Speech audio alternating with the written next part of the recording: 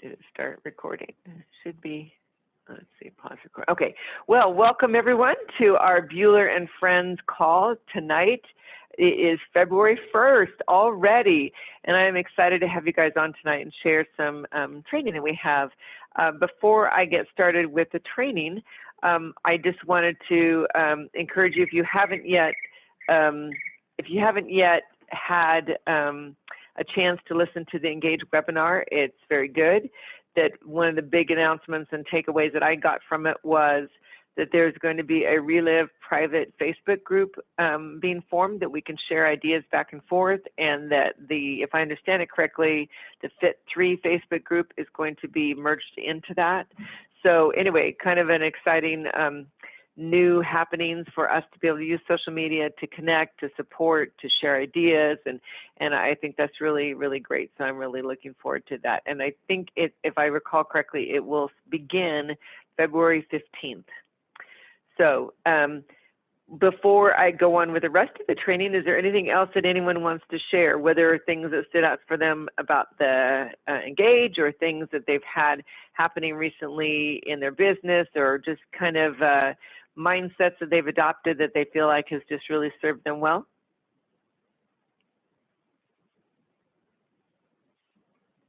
Unmute yourself if you'd like to share anything.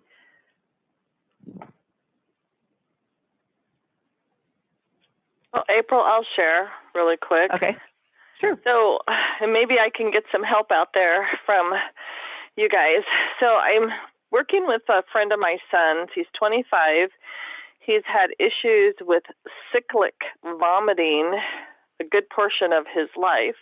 He's like 6'4" and just an absolute sweetheart, but a very, very thin 6'4". He's tried a lot of things, and he's taking a look at Relive, but he keeps wanting like third-party testing or whatever. So does anybody know where I would find that, or does anybody have some good GI stories that they could let me know about or share with me? I would greatly appreciate that.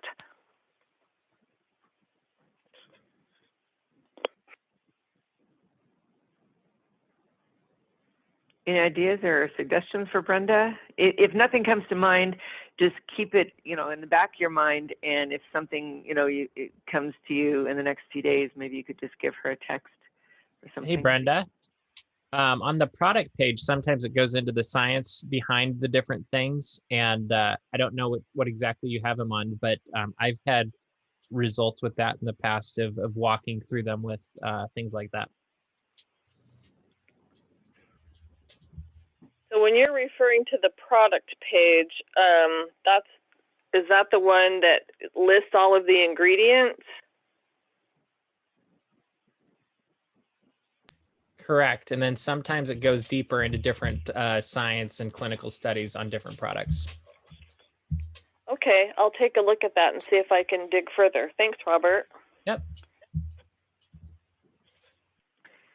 I wanted to share something that is exciting that has happened in the last week for me. And here again, it goes back to the perseverance that we've talked about recently in some of our trainings and such.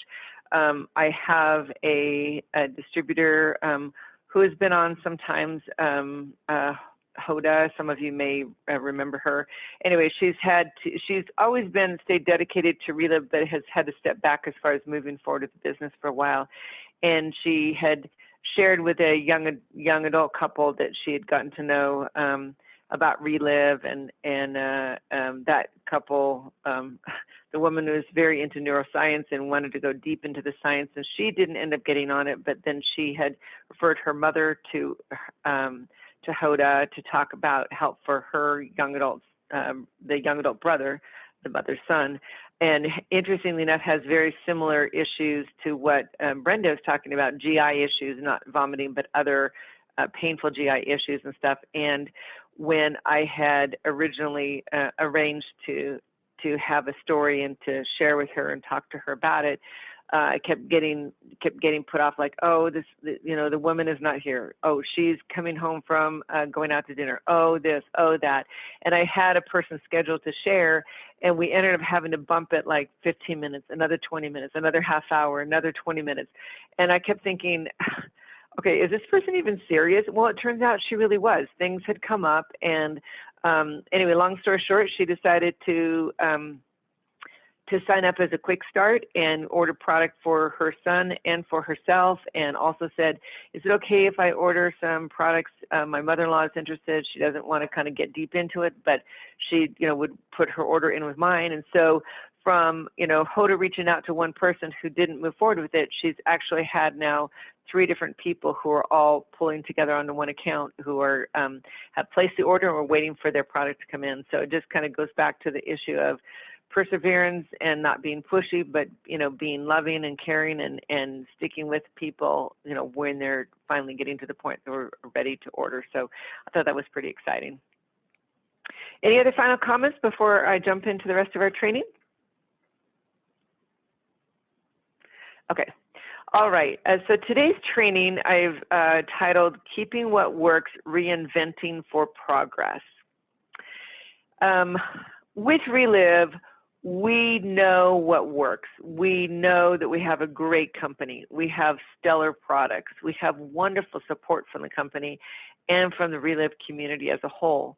We have ongoing training, which I really appreciate, because I know I had a family member who got into another MLM, and like their training to get the level of training that we get was almost $100 a month. And I'm like, oh my goodness, we get it for free. And I really appreciate that. And some of the training we provide ourselves, like we rotate who hosts the Buhler and Friends call, but we also have so many sidelines that offer training that, every single day of the week, I think there's something going on. And we are so fortunate and blessed for that. And we have cutting edge research. All those things are things that work, the things that we know we can depend on and that will pull us through and be something that we can be really proud of as we move forward with our company. However, sometimes we can get kind of in a position where we need some bolstering for what we're doing. We find ourselves maybe the direction we're going with trying to address our business maybe requires us to pivot a little bit. I think that's happened a lot with regard to the pandemic, that people have had to learn to do more things on Zoom, more social media things. The meetings that they would normally maybe have in person aren't things that are doable or allowed or appropriate to do at this time. And so when we want to make some progress, sometimes we have to learn to kind of rethink or reinvent our approach or even our mindset, so that we can have better progress as we're moving forward. And I'm going to cover 3 things today that were some lessons that I've learned from how some restaurants anyway, have adapted during the challenging times we've had with the pandemic. And, all of us know it's been a really, really hard go for restaurants because of various different restrictions. Different states have had some more stringent than others, but some restaurants have found ways to really, really adapt. The restaurants have, for a while, all dining was closed. Then outdoor dining opened, and then there were some places that had limited indoor dining, and then some places went back to, no, you can't do indoor dining again. And I can imagine how frustrating that must be. Well, I think all of us have probably had times, if we are honest with ourselves, that things will go, we're just gung-ho, we're doing what we want to do with Relive. And other times, you just feel like, things keep changing and, as far as, how to do the business, not that we're instructed that we should do it differently, but sometimes our circumstances change, and what we thought was going to be going a good direction is something that was going to really get us some traction, didn't really get this traction we want. So we pivot in one way and we pivot another way. And so, as I was reading a article, which I'll reference at the end of our training tonight, there was some comments reviewing on how some restaurants, specifically the author was talking about some restaurants that she'd been to in New York, had learned to kind of pivot with the times and to be able to kind of take one step ahead of the game. And they had 3 particular lessons that she felt in this article that she had learned from those restaurants that were the survivors, the ones that have not permanent closed up shop. And it's just sad to think those that have, but those that have survived, she had seen 3 key things that they had done. And I thought some of these we can adapt to think about how they can help us during these unusual times to be able to move forward with our businesses with more strength and more resolve and more adaptability. One of them is to get creative. The second one is to show up. And the third lesson is to be vulnerable. First off, when things are challenging, it's easy to want to play it safe. It's easy to want to say, okay, I'm going to stick with the same old tried and true. And if we're honest with ourselves, when we're under pressure or we have unusual times or we're stressed or we're struggling emotionally, being creative can seem harder to do than usual because I know it is for me when I am feeling like things are pressing in, my creative juices have a hard time kind of getting going. But the reality is a little creativity can go a long way. There was an example from a ice cream shop that was in New York, and this ice cream shop was known for wacky flavors and whimsical decor. So it actually also had a liquor license so that they would also do adult beverages. And so when the pandemic hit and they were trying to figure out, okay, how can we draw people in because people are not wanting to come in and get ice cream at this time, and how could they make things, fun and engaging and interesting. And so they started delivering their beverages in funky collectible cups. Like they'd have one that looked like a plastic Eiffel Tower or one that looked like a giant Lego block. And these patrons that used to go to this ice cream shop, they went crazy that instead of just stopping in a shop for a cone, they started obsessively ordering delivery so that they could fill their cupboards with these unique little collectible kind of containers for these drinks that they would get that would include ice cream also with them. So that was one way that they used their creativity. Yes, they were kind of squeezed from the pandemic and stuff, and people were kind of holding back and not want to go in the shops and stuff. But because they found a way to get creative within their own sphere of being an ice cream shop, then people started ordering and ordering and ordering. It really, really jacked up their business to be really, so much better than it probably even was during normal times. So that was one way they got creative. And I'm going to ask for some input later on being creative within Relive. But first I'm going to go through these 3 kind of lessons that they felt like they learned. The second lesson is to just show up. Now, we know it's important for us to take care of our own emotional and physical needs. And sometimes you need to, if you need to kind of say, okay, I'm going through a harder time, I need to step back for a minute and get grounded, maybe a few days, a few weeks, whatever you need to be able to address things when times are challenging for you. But after doing that, you can look for ways that you can show up, be in front, regularly doing your business. The fact is, people notice when you do. Another example from some restaurant owners and guests, there was a woman who had a good relationship with an owner of one particular neighborhood spot. She and her husband stopped by there, and they were excited that actually things were kind of opening up a little bit at this time for be able to dine out. So they stopped by and talked to this one owner in this shop, and I don't know that it was a particular restaurant one, but it was one that they were passing by on their way to the restaurant. And they said they really enjoyed visiting with this particular owner because they'd become friends with him. Every time they visited, he had a new story to tell, something new, interesting, exciting. And then they walked up the block to another little Italian place that they had been wanting to try. And the man greeted them and said, "Oh, I don't have a spot for you tonight. We're all full, but come tomorrow, 6 o'clock. I'll have a table for you, I promise." And so this woman's husband asked the man that they were talking to, "Is this your place?" And they said, underneath his mask, they could see his eyes kind of crinkle up. And he said, "Yes, this is mine." And then they went to another place since they weren't able to get a seat there, and they found a little Mexican restaurant, and they were greeted by the owner there who directed them to his last two spots. And she said, you know, it was really interesting to her that of all the different places they stopped, every single one, the owner was there, not off in the back, just orchestrating things, but out in front, actively welcoming, engaging guests. And they said, when you have a business, if you can show up for the business, show up and be out there for people, to let people know they care. I thought it was interesting, the first place they stopped, they said the owner, every time they stopped by, he had a new story to tell them. And, you know, we don't want to be plastering people with every time they walk up to us, hey, Julie, I want to tell you this new story from Relive. But we can weave it in, and I think over time people think, that's really interesting, you know, that there's this wide variety of things that people have gotten help with, and that we can not be shy about, you know, letting people know that we're in Relive, that this is something that we do, that we, you know, are happy to help them.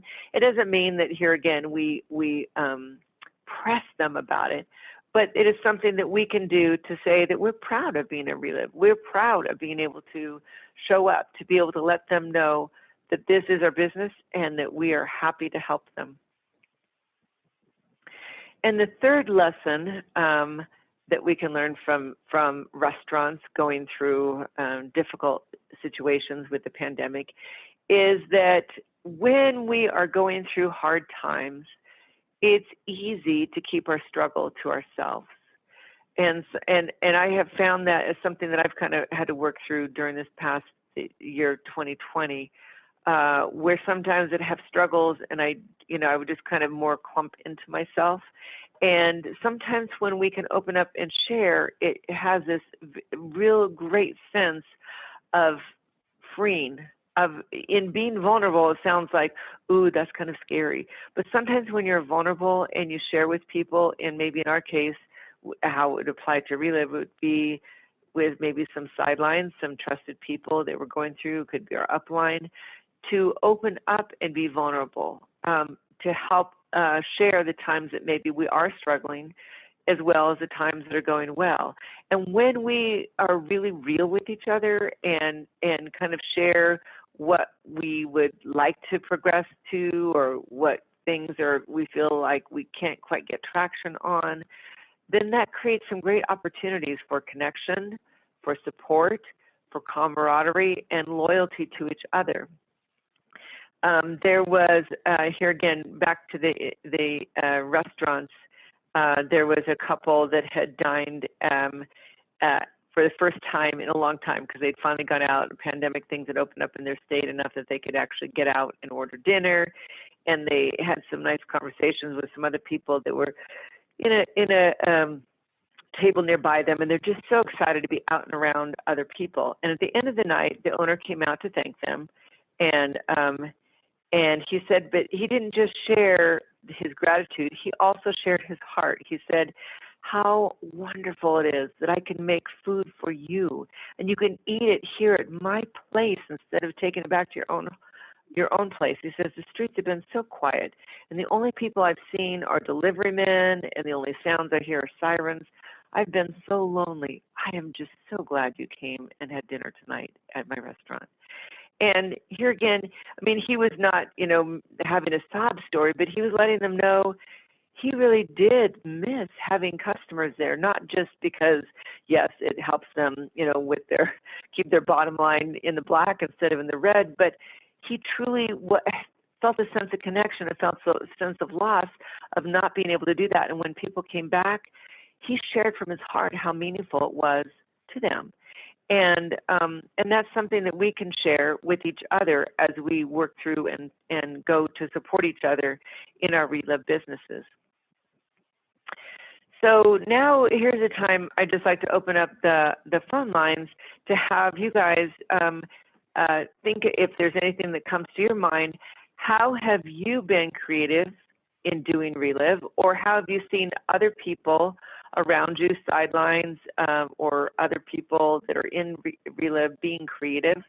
How have you showed up to say, hey, this is my business, I am doing this, I am continuing to pursue it? And how have you maybe been vulnerable to share with sidelines or others when you've had struggles, or asking for ideas or support or things that could really help you move your business forward. So if you just go ahead and unmute yourself and share if any of these are things that things come to mind that we could learn from as we are learning from these lessons that some of the restaurants have done throughout the pandemic. So April, I have a few. Can you hear me? Yes, I can. Thank you. Okay, so I'm going to kind of hit on the creative button, and there's so many people that are on this call tonight that when you hear your name, you can pat yourself on the back. So one is Kimberly Burns, social media gatherings. She does potlucks, parties, and has a game night and just invites people, and then they all do everything at their house, but then it's kind of all done together. Another one is the Lairds. Before COVID, I'm not exactly sure what they're doing now, but they can share. I know that they've had luau's and potlucks, and they do a themed party. They have like these just so creative ideas and just fun things that people want to come because it's fun. And then I know Mindy Jones often talks about a wine and cheese party is what she has at her home. And then I think it's Mindy and Michelle Nesbitt that have kind of gotten together, and they have sort of like a ladies' morning. I don't know if they call it a coffee or a brunch or something where they kind of discuss. I haven't had a chance to get on one of those yet, but anyway, I think that that's a great idea. Lauren has her online exercise class, and she's got people that, what a great idea. She's going to exercise anyway, and she's got people that are jumping on with her. And so, such positivity and making it fun once again. And, they're working out, they're exercising, the Relive, we've got the Active, we've got the program. Joyce Ferguson, she has a little podcast that she does on Facebook, and she talks about building you up, how to improve, and then new ideas on how to work your business.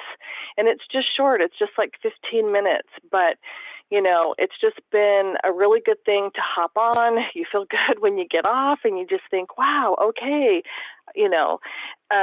Quila's tips, and Quila always, in her training, she would have those tips at the end, and it was always something, again, usually uplifting or something that would make you think about, oh, okay, yeah, I can do that. Well, I could do that, and stuff.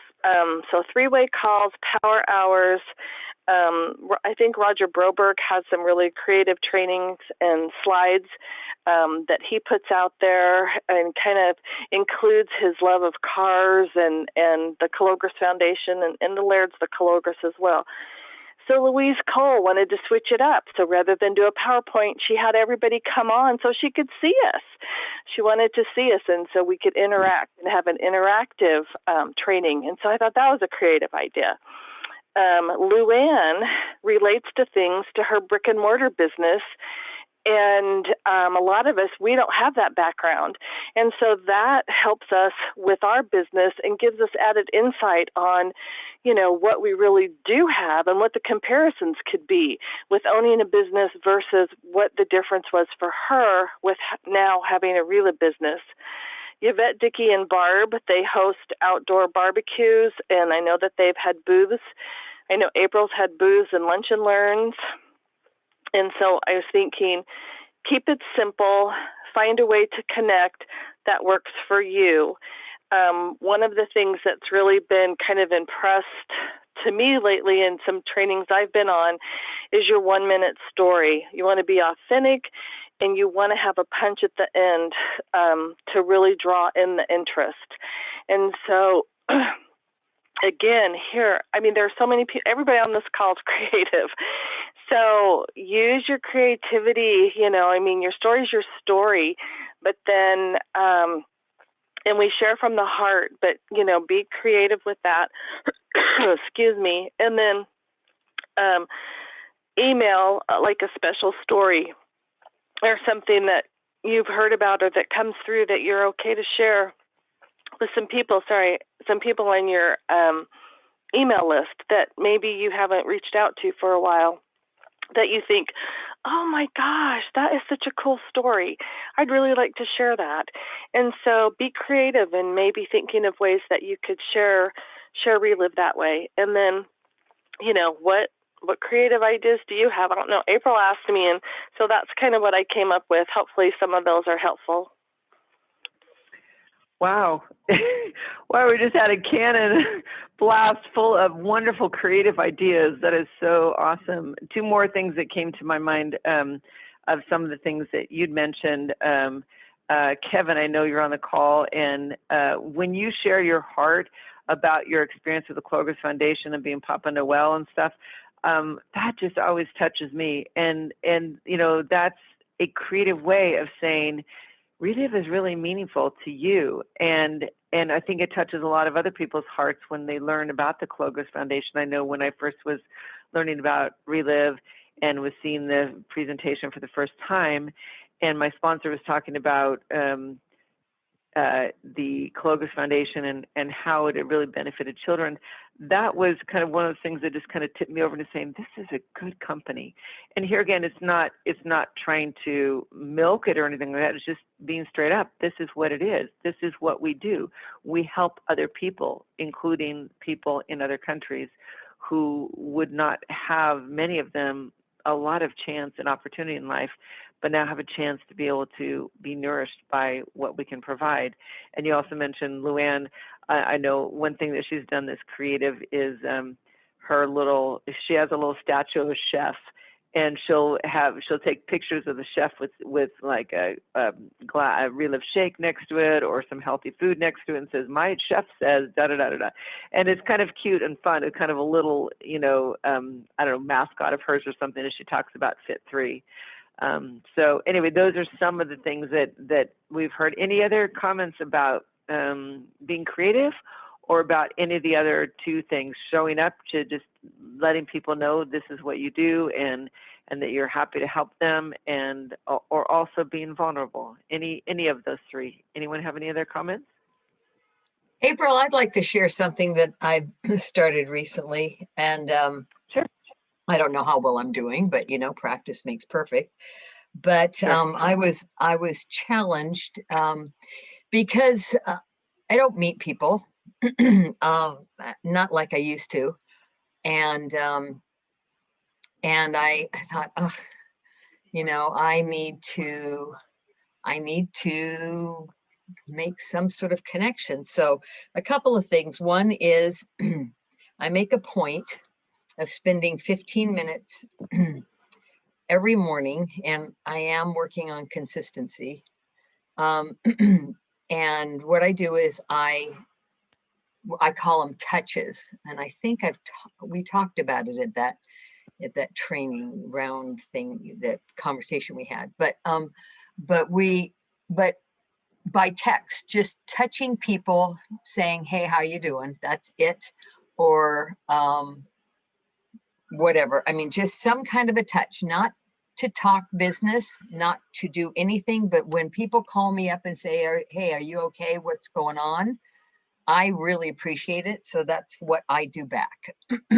Now, the key for me is that in that 15 minutes, if somebody answers me, I have to touch everybody in 15 minutes before I rabbit trail, because what I find is I get to talking to somebody and 2.5 hours have gone by and I've just really contacted one, maybe two people. But so just being really specific, and a lot of them are like people I haven't talked to for a long time, and drumming up a conversation, getting,